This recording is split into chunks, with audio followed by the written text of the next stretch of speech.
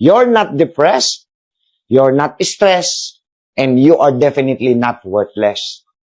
Maybe you are just tired. Pagod lang yan. Tanong, ano ba yung mga nakakapagod? Nakakapagod yung too much thinking of the problem. Imbis na ang isipin natin, ano ba yung mga solusyon? Nakakadagdag pa sa pagod, yung pag-uusap kung ano ba yung problema. Naghahanap lang tayo ng masisisi. So, imbis na pagod ka, isa lang ang gagawin mo. Relax. Take a break. Anong gagawin mo pag nagte-take a break ka? Number 1, isipin mo, self-love. Kailangan mahal mo yung sarili mo. Kasi ikaw lang din ang kawawa.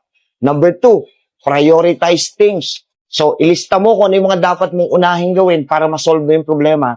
Number 3, new plan and new beginning. Tandaan, kung napapagod ka, kayang-kaya mo yung lagpasan. Kaya nga sinabi sa Philippians chapter 4 verse 13, I can do all things through Christ who strengthens me. Kaya kung napapagod ka, hindi para may stress, take a break.